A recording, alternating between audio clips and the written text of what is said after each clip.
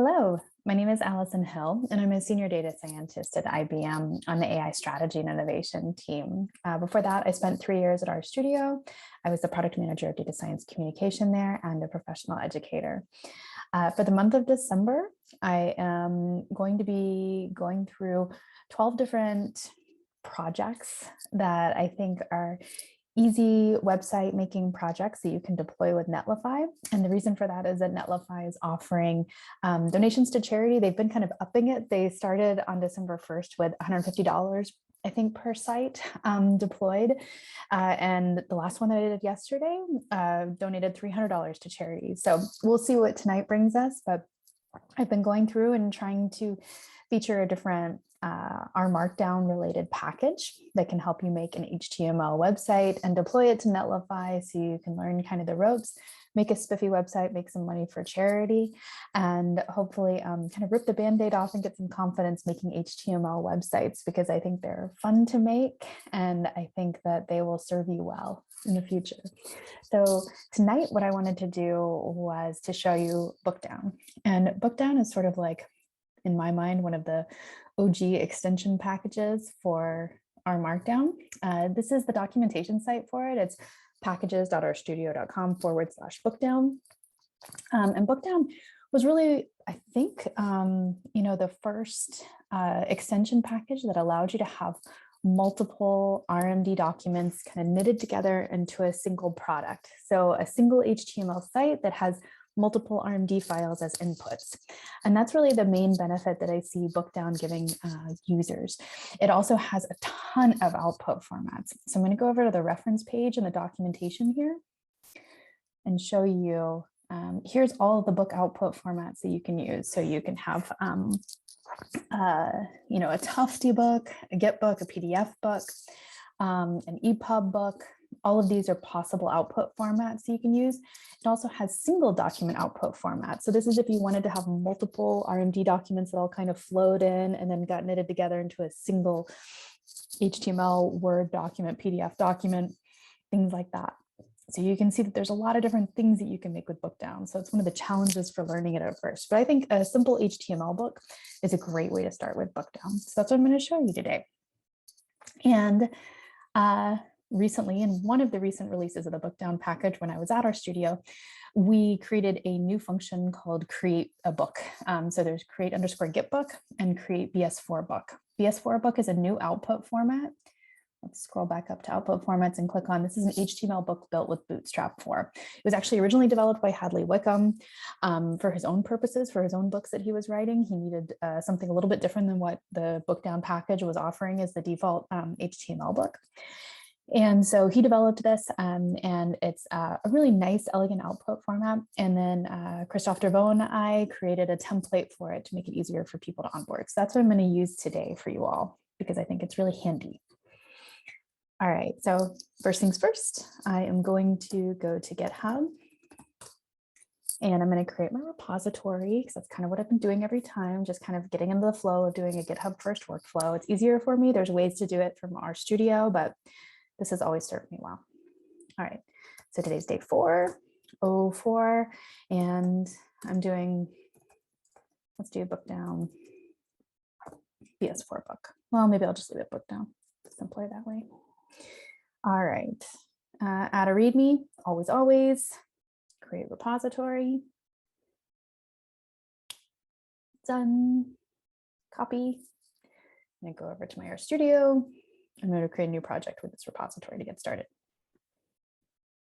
File, new project, version control, Git, paste that repository in there. It's in DS projects. That's a pretty good place for it. Okay, so nothing has happened yet. I don't think I've actually installed bookdown on this computer. So let's do a quick install of the book package, or the bookdown package. Okay, I'm going to restart R, and then I'm going to go back to the documentation. Bookdown, where was it? Uh-oh, did I close it? Oopsie daisies. Oh no, there it is. I'm going to go to the create book function because I always want to look at the documentation for the function. So it's create BS4 book. And we did this because we wanted to make it easier for people to use this exact workflow, GitHub first, and then do a project. So a lot of our multiple RMD output formats were made with a built-in project template, but a lot of times you needed to do that when you went to create a new project. And so it was a little bit hard to do the Git linkage there. You could do it, you could figure it out. There were ways around it, but it was always like kind of had a lot of interaction hurdles to it. And it depended on having a pretty specific and good Git setup. So this is why we did it this way. So we wanted to create something that was scriptable that you could do just like we're doing it right now. Okay, so it's an absolute path to an empty directory. Okay, that's going to be tricky. Think about that for a second. Okay. So let's do library bookdown and then create. There's the autocomplete. Okay, so the path is an absolute path. I don't know where I'm at in space here. Path, let's try. I don't know if this is going to work. I haven't been using this computer very long. I'm not entirely sure that I know exactly where.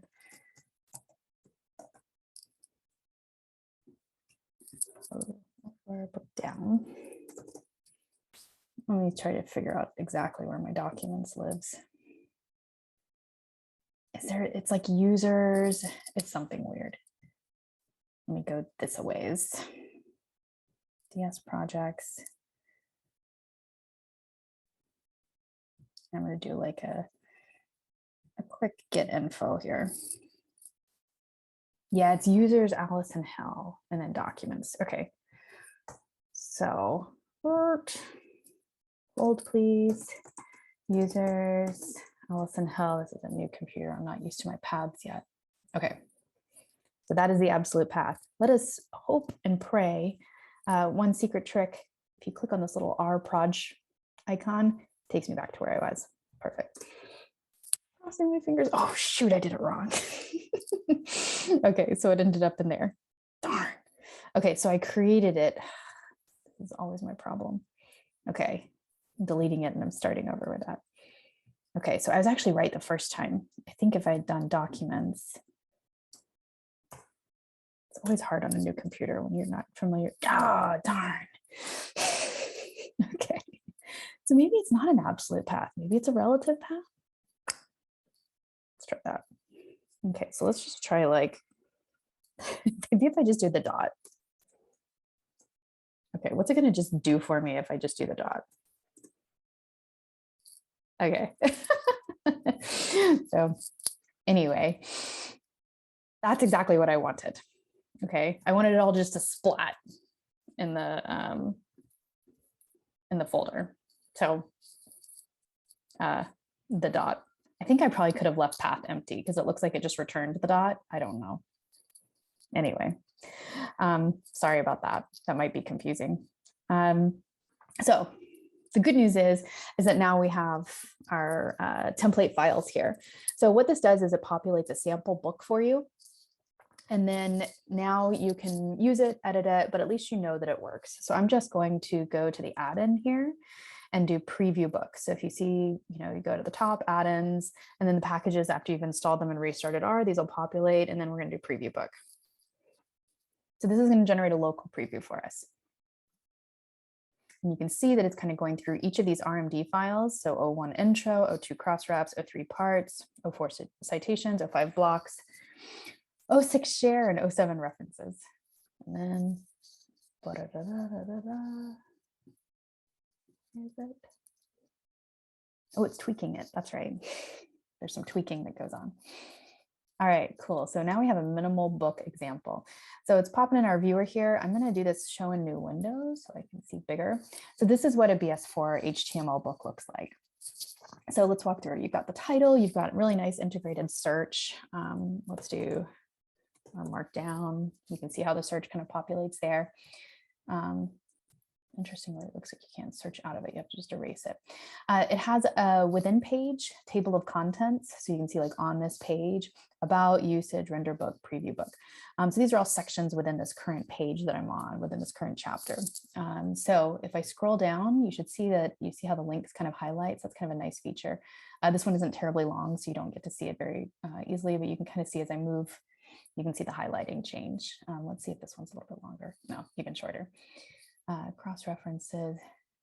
Yeah, there you go. So now you can see it kind of going all the way down to caption, figures, and tables. So we wrote this template so that it would kind of take you on a guide about bookdown and using it. So it has a little information about usage. It tells you how to render the book. And it tells you how to preview the book, which is what we just did. So we did the equivalent of bookdown serve book by using that add-in that says preview book. Then there's this Hello Bookdown chapter. It talks about sections, unnumbered sections, things that you might want to know about when you're structuring your book. One of the most important gotchas about Bookdown is that every single RMD file doesn't start with YAML anymore. So if you're used to using rmarkdown, that might confuse you at first. Only the index.rmd file has a YAML in it. All the other chapter RMD files, you could think of each of these as like one chapter as an RMD file. They don't have YAMLs anymore. They're just going to start immediately with a first level heading, so a single hashtag, and they have to start with that, like absolutely no ifs, ands, or buts about it. Like it has to start with level 1 H1 header. So one single hashtag and a title at the top of the RMD file. And that's going to be kind of just a rule, just kind of get used to it. Cross-references. This is one of the great features of rmarkdown.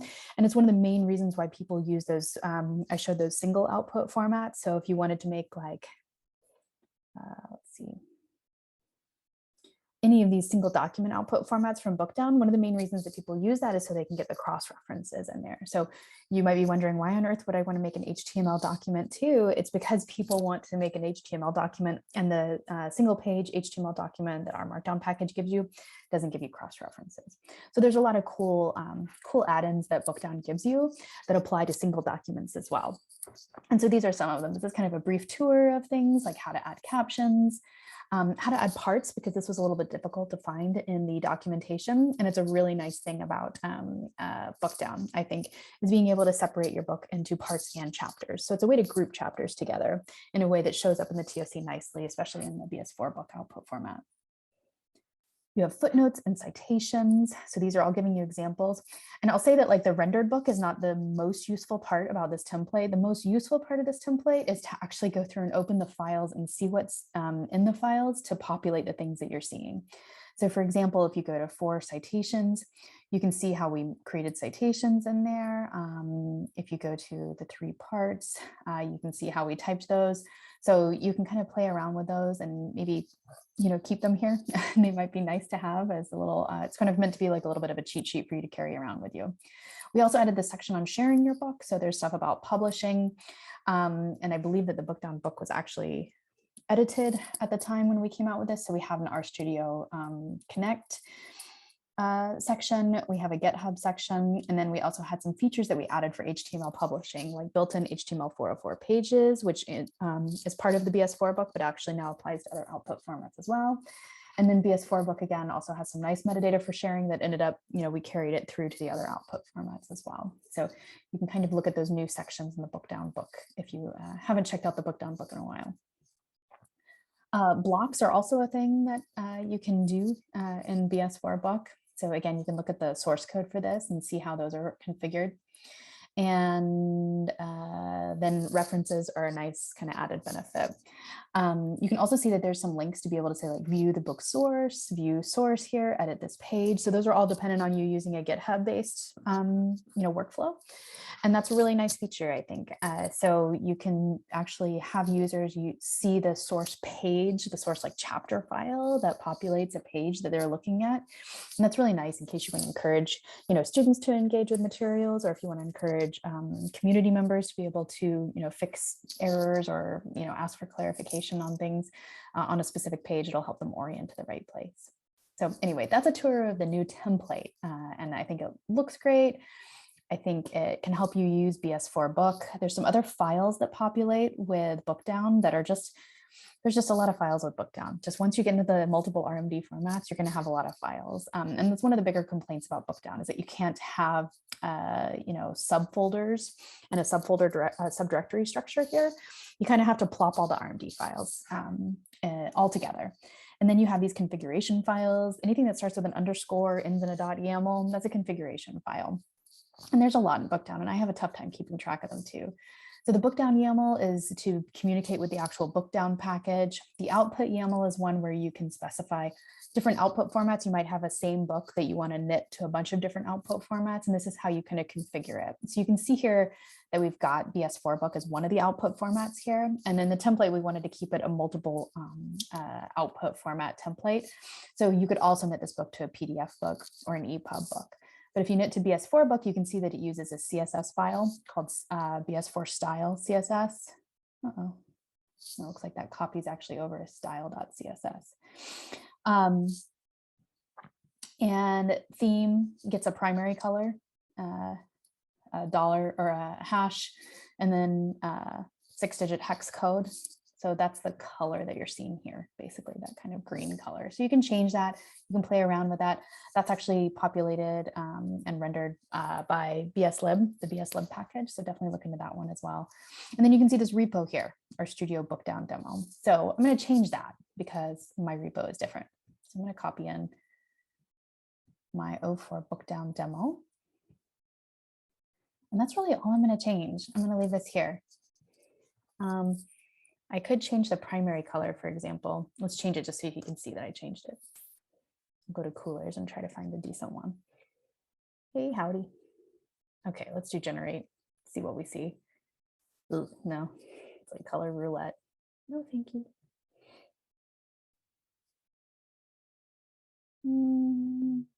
I want it dark enough.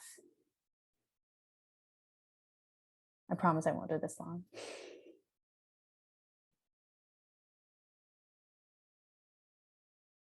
Let's go with Xanadu. I like the name. All right. There we go.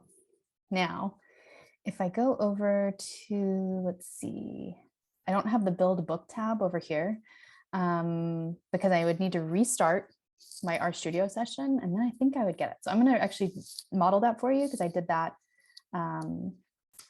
with the Distill website as well. And it's a good habit to get into if you're missing that. Projects.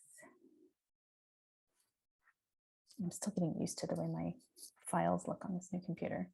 Aha, see, we've got the build tab now. And why is that? It's because our rproj file updated and now it knows that it's a book. So now you can see I've got this little build book drop down. So I'm going to pick BS4 book, but it's the same thing as doing serve book. It's all the same. So it's whatever you find useful for you, whichever workflow you choose. You can do preview book in the add-in.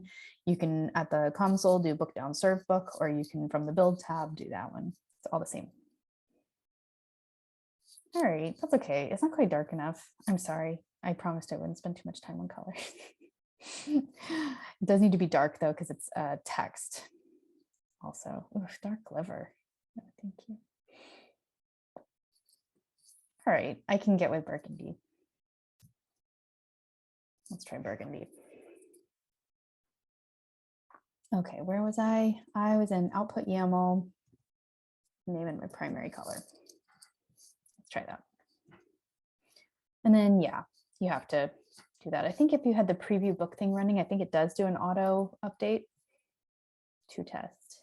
Let's see, looks like it's going to generate something new here.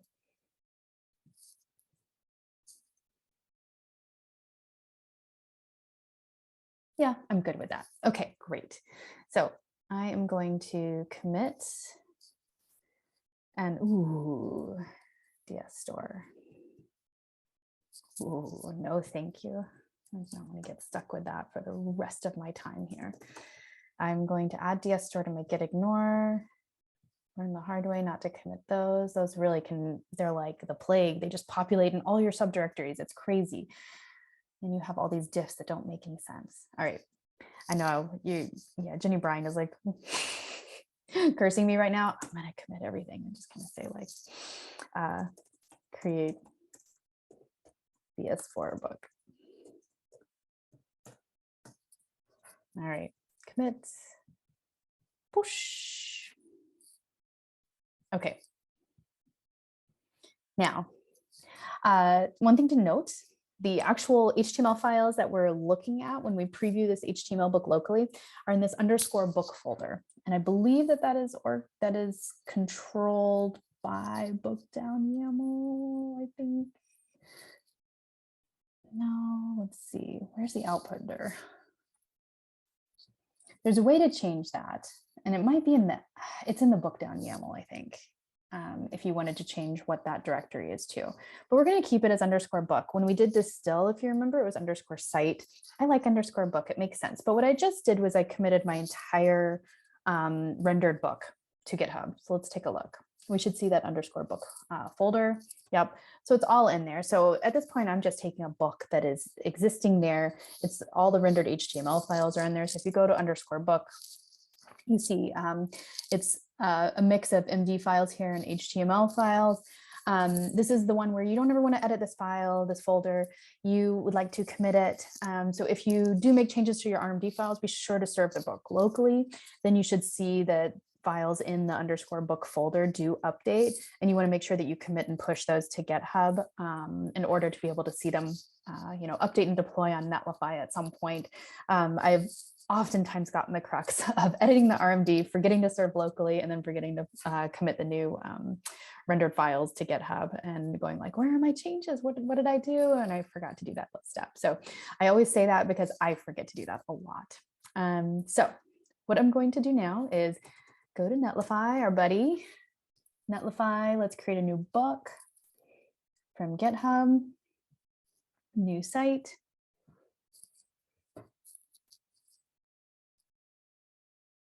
Okay, 04 bookdown. And again, we're not doing any build. I've got the rendered files there, but I am going to do a publish directory. So _book is what I want to publish. Now, if I did just like the root directory, the issue would be that all my URLs would be relative to _book. So it would be like, it would give me my Netlify, URL. And then everything would be, that plus _book and then the chapter name. And that would just be annoying for me. So I'm going to give it the publish directory because I don't want it to serve anything in the root. I just wanted to look at the publish directory. So let's deploy to site. Silly Engelbart. Sort of appropriate for tonight. All right. Looks like we're almost done. Post-processing is done. Site is live. Very cool. Oh, site deploy is still in progress. Let's see. Didn't it go? Did go, right? Preview deploy. Let's check it out. Silly Engelbart. Perfect. Okay. I'm going to add this right now to my about on the GitHub so that I can keep track of it. All right. So this is our website. This is our bookdown book. And now you can make changes to it locally. And as soon as you build the book locally, push to GitHub, you should be able to see them populate in your Netlify site. And you can obviously change the domain name here. You can make it whatever you want it to be. Now, I'm going to try something that I probably shouldn't try late at night and that I haven't tried in a while, but I'm going to try going a step farther here. And I'm going to try to use GitHub Actions to build this book. So this might take me a little while and I might be sort of flailing around a little bit. I haven't tried GitHub Actions in a while, but I know it's possible with bookdown and I've done it on many books before. I just haven't done it in a few months, but I thought it's such a high payoff thing for people, especially if you're going to be collaborating on a book with somebody else. The benefits of using GitHub Actions to build your book and then send the book to Netlify instead of rendering or instead of pushing those that rendered book site files, the _book, to GitHub and having those under version control, I actually think that's a really big benefit. And I know before in videos I've said, I'm fine with pushing rendered files up to GitHub and having those, under version control and then deploying from there. And I am fine with that for like slide decks and things like that, where I'm just kind of working on my own. But if you're collaborating with somebody else, I actually think the payoff is pretty huge for being able to have the book build that you see locally. That's when you're editing. That's when you're seeing, you're building locally as you're developing. But when you actually push to GitHub, not actually committing those rendered files and instead having a GitHub action come into play that, it's like a computer in the sky in the clouds that's like building your book for you and then sending it to Netlify. It's kind of magical and it's a really great workflow. So I've pulled up a few places where I know these things are documented, and I'm going to give it a shot, and I may live to regret this. So we'll see. It's 8:08 my time, and I've been doing childcare all day with my daughter. I'm exhausted, but I'm going to see how I do. So GitHub Actions, if you haven't used it before, it's built into GitHub. It's a little tab here in any repository. And you can see that I don't have any workflows set up yet, but you can have multiple workflows for a given repository, and they're implemented with GitHub Actions. And what this does is it's essentially just taking, like, what you would put normally in your terminal, what you would normally put at the command line, and it's running that on a computer in the sky, computer in the cloud for you. So what I'm going to do is I'm basically going to copy from my friend Emil's blog post, deploy your bookdown project to Netlify with GitHub Actions, because this is a really great post. It's pretty evergreen. There's a few updates, and I'll share some things that I might change. And basically what I'm changing are things that I just know are changes that Jenny Bryan and Hadley Wickham have used in their books. So I pulled up the R packages book on GitHub, and I can see that, Jenny and Hadley are still kind of working on it. There was a commit to this file 18 days ago. It's pretty up to date. It's a little bit different than the one that Emil uses in his blog post from 2020. And R for data science also just got updated with a update GitHub workflow commit 4 days ago. So I'm pretty confident these are kind of like best available kind of practices for working with GitHub Actions and bookdown. So I'm going to give those a go. So I'm going to go to Emil's blog post first, and I've already done most of these steps. So I've created my repository, I've connected it to GitHub, I've created the Netlify account, we've created the Netlify site. We're all set there. He says, don't touch any of these settings. Great, cool. He doesn't use a published directory. I do. So he says it's currently empty. Now click on the site settings button. Okay, so what he's doing is pulling out the API ID for our Netlify site. So let's pull that out. So let's go over to the site overview, excuse me. And it's under site settings. And there's this API ID down here. So this is Netlify. This is like a way for me to communicate with Netlify from a command line. So I'm going to copy that, like Emil tells me to. And you might have noticed that the website is completely random. If you click on the change site button, you can get a new prefix name. We've done that. I'm going to keep silly Engelbert for now. Scroll down to get a status badge. I'm not going to do that right now. Get a Netlify personal access token. Let me scooch down here to where I need to be. And he says, store my secrets, add a new secret. Right. All right. Okay, I'm oriented now. I haven't done this in a while, but I think it should work. Yeah, famous last word. All right. So copied the API ID. I don't think I really need that right now. I'm going to kind of just like bookmark that. I think I need it later when I actually am setting up my GitHub secrets. I go over to my settings over here. Secrets down here. I have no secrets. So there's 2 secrets that you need to add. Let's see where he says this. You're looking for 2 secrets. You want to add these 2 secrets, Netlify auth token and Netlify site ID. Site ID is the API ID value. So I'm just going to go ahead and do that right now. So that's over in GitHub, new repository. And it has to be exactly like this, Netlify _ site ID. There we go. Okay, and then now I'm going to copy back that API ID again from my site. So that's saying like, hey, bud, here's the site. This is the actual site that you want to deploy to. So now I have a repository secret. I have one of them. I'm going to show you and share my screen and do an auth token here in Netlify. And then just after I close this video and before I publish it, I'm going to change my my secret so that nobody can deploy with it. But I'm going to show you how it's done because I don't want to stop sharing my screen and have it be a little bit of a black hole trying to figure this out because it's a little bit weird if you've never done this before. Okay, so I did the site ID part, but now what I need to do is generate an auth token.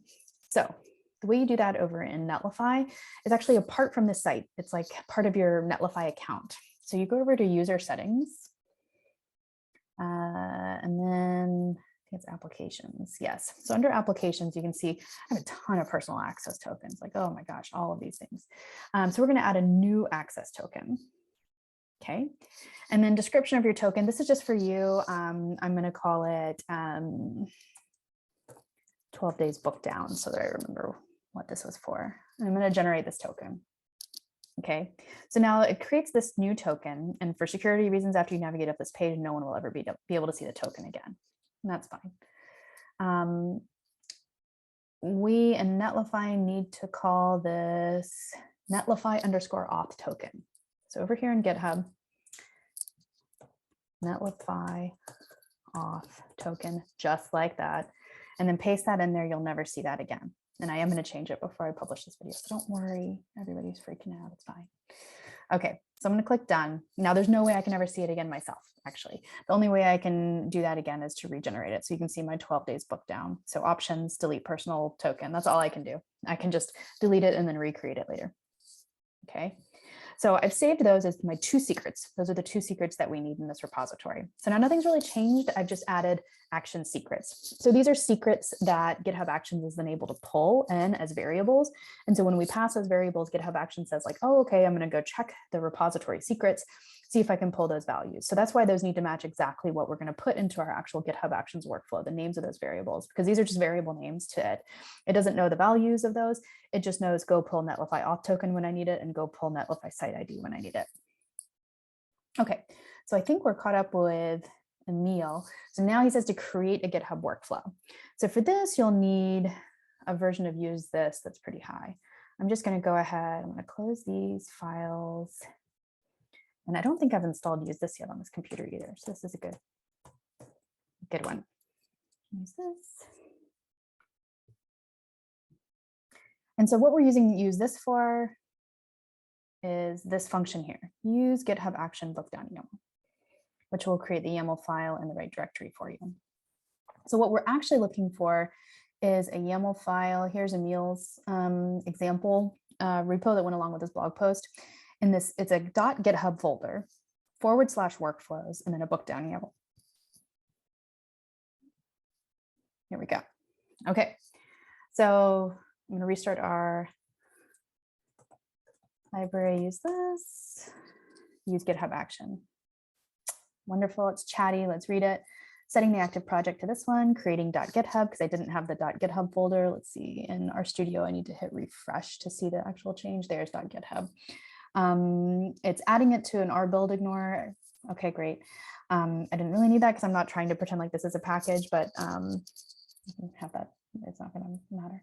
Adding HTML to github.gitignore. Now that's interesting because I don't actually see a change to my GitHub gitignore. Oh, it's in the .github gitignore. Ah, okay. So it's deciding to ignore my HTML files that-a-ways to gitignores. Okay, and then creating the .github workflows folder and then saving that to learn more. The examples readme. Cool. So I think I might need to add to that gitignore. So what that gitignore is trying to do is to make sure that it's not committing the rendered files, but I think some of mine were MD files, right? Yeah. Oh, no. It's just RMD that I don't want to commit, I think. No. I would want to not commit the MD files too. I don't want anything in the underscore book. Okay, we'll figure it out. Normally I would put it in the gitignore here. Let's see what Emil tells me to do. He tells me to run rn snapshot, which I should. So this is a way to basically encapsulate all the packages that your bookdown project is using. And then you push changes in the line, blah, blah, blah. Okay, I think I can figure this out. Again, famous last words. So let's just open up the workflow. It's just a YAML file, but it's got a YAML instead of YML. Of course, potato. So what we're doing is on push branches. So on any push from main or master, we're going to be activating this workflow. So this means that this action is going to run, this workflow is going to run through GitHub Actions whenever any push to main or master is detected. I could change it to main because I'm using that, but that's fine. The name of it is called bookdown, so that's what I'm going to see. It's running on Ubuntu latest. That's probably good. It does have this GitHub pat in here, secrets GitHub token. This is one that I didn't set. You didn't see me set, but it's sort of implicit by using GitHub and having a pat set up in general with GitHub, I believe. So you're set with that. You don't have to actually set that, but that's kind of it calling a variable secrets GitHub token. It's doing a checkout action. I think that's checking out the actual branch. Let me see if there's an annotated version. I always wondered that. Checkout v2. I think it's checking out the actual branch. So you're not it's checking out the repo that you're in, using rlib actions, set up pandoc v1. We look at our packages. They're doing v1. They're doing checkout at v2. Okay, they're doing setup r. So these are all rlib actions that it's using, which is great. I don't have to write them myself. It's also got to set up renv. I don't see them using renv over here. That's probably because they're not using other packages in our packages book. R for DS might be. Let's check that out. Doing pack, and then he's doing, so Hadley's doing it a little bit different over in R for data science. What he's doing is he's using the pack package, PAK package, and he's doing this pack local install dev deps. So I think he's treating the book more as a package, finding the dependencies that way. Let's look. He probably has a name or description file. He has a description file, and that's going to give you the imports. So that's what it's probably doing, the imports and suggests. So it's probably doing some kind of download there. Let's look at how the action actually renders. So this is a scheduled cron job that he has. You can kind of go spelunking around in here. So here's set up the job. Oh, it is checking out the repo. Okay, so that's what the checkout to does. So it syncs the repository, gets the Git version, initializes the repository, sets up the auth, all of that stuff. So that's what that one single line actions checkout at v2 does. Then setup R runs. This is doing a lot of stuff. So this is doing some kind of brew install on this, imaginary Ubuntu machine. It's downloading pandoc. He has a special step to get the R version. I'm not sure that I'm going to do that necessarily. Most people do cache the bookdown results. That's just going to make the action run faster after the first time. And that's probably a good idea because your book, you don't need to necessarily rebuild the entire book all over again. You can use some caching, especially with the packages, to not have to, with every action, like reinstall all the packages that are dependencies, for example. And then you can see that there's a build site. So this looks exactly like what our output looked like, right, when we served the book locally. It's pretty verbose, takes up a lot of space. Sorry, I shouldn't have expanded it out. Oh my God. I shouldn't have expanded that out. Regret. Oh no. Okay, here. Okay, not expanded. And then where was I? Deployed to Netlify. That's gonna be short. Yeah. Boom, rocket, done. And then it looks like there's some post stuff that happens. Okay. So let's go back. So this does cache the bookdown results. This does set up renv for me. And then see, this is set up to deploy to GitHub pages. And so that's what I think Neil's whole thing was, the line and the workflow files. Okay, so I'm wondering if the one that uses now does that kind of by default. So this is deploying to GitHub pages, which may not be bad.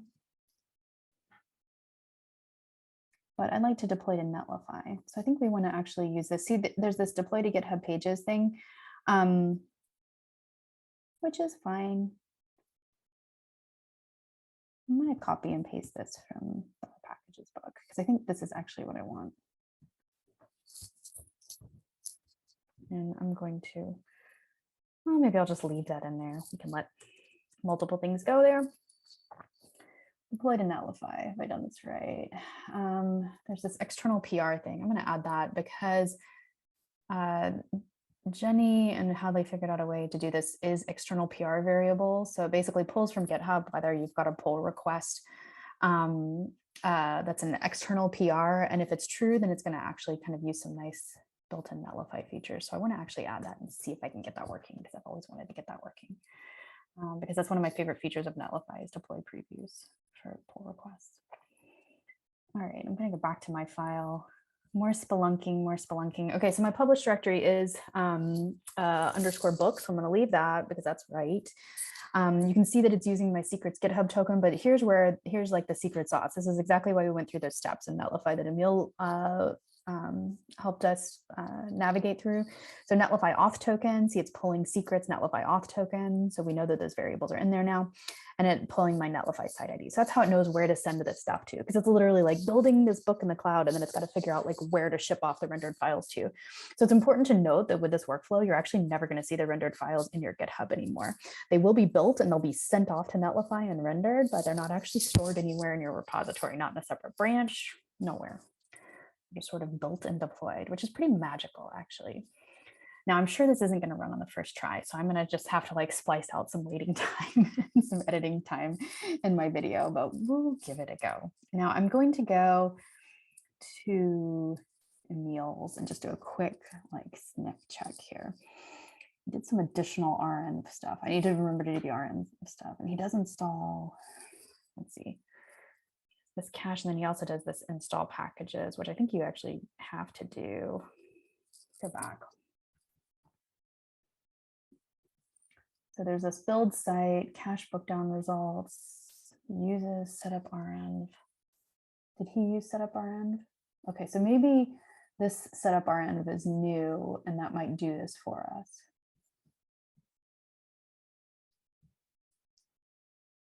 Setup renv in here, it's not an example.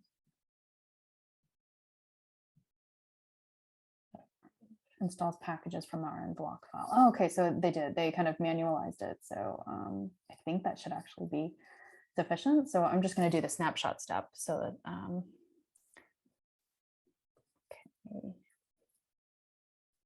There's a lot of moving pieces here. So renv is going to do something really important for us, though. It is going to allow us to not have to manually, like every time we use a new package for a single thing, you don't have to remember to tell GitHub Actions like, oh, right, in order to build my book, you have to have this package installed. If you've ever tried to share a book with somebody else and have them build it, it's a lot of like, oh, right, like I used this one package to be able to make this one table, I forgot. And then you have to tell them to install the package, and then they're still trying to build. And it's very annoying. It's just, it's painful. So renv can get you out of that. So I'm just going to do renv snapshot. It's pretty verbose here. Welcome to renv. This is a one-time message. Thank goodness. That's a long one. renv maintains a local cache of data on the file system located here. This path can be customized. Okay, I probably shouldn't monkey with that. renv will also write to files within the active project folder. I'm probably going to need this again. I don't know how to pull it back up. In addition, renv will update files within your project directory. Blah, blah, blah. Please read the introduction vignette for more information. Do you want to proceed?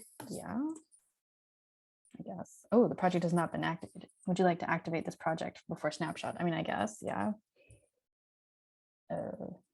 Following package will be updated in the log file. Yeah. Emil? Okay. I hope I did that right.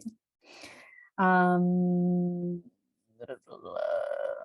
I think that should, at least we'll get some useful information from the GitHub action when it fails. I'm going to give it a go. Okay, so I'm going to delete these two rendered files, underscore book and underscore bookdown files from the repository because I don't want them anymore. And then I'm going to put here underscore book underscore bookdown. Was it this? Oops.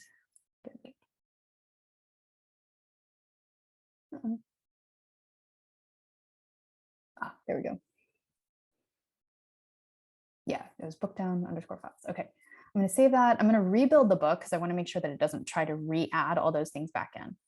Okie dokes. Give it a shot.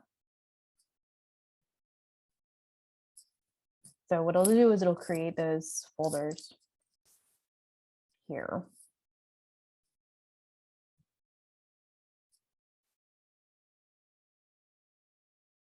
Ooh, what is it doing? Oh, it's because of renv. Oof. Big mistake. I'm kidding. It's actually okay. It's so renv is basically saying like, oh, I've detected that I need to install all of these packages into that library cache. I totally forgot I'd even done that step. Oh no, there's no package called rmarkdown. Say what? Does that have it?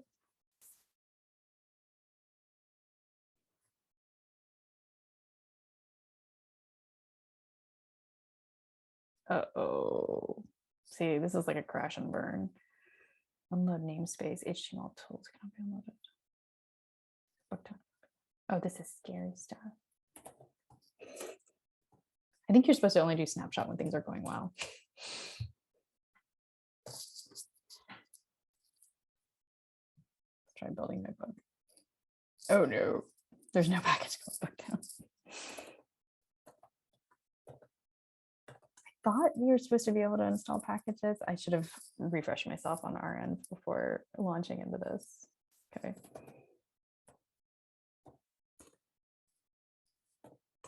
Yeah. Okay. I'm gonna like restart because I'm terrified at this point. What's happening here? I'm gonna sweep up that. Oh my God, please build. No.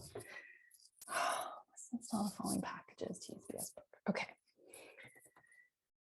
Install packages. Let's do C.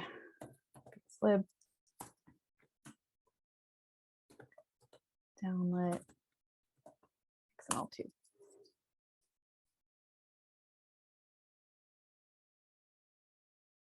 Lord. I hope this works. Please work.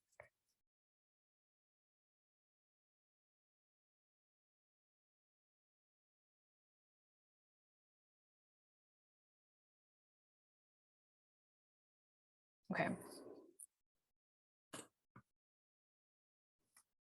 Really? Is it? But do they know about bookdown?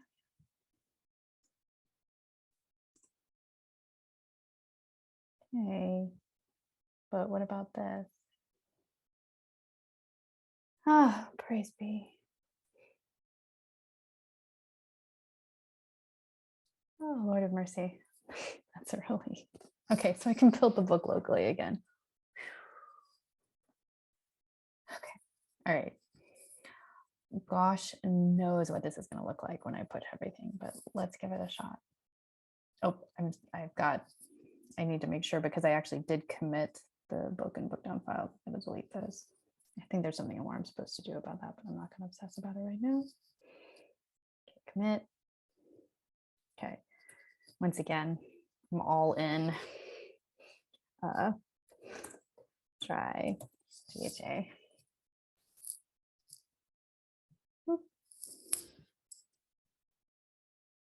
Let us see here.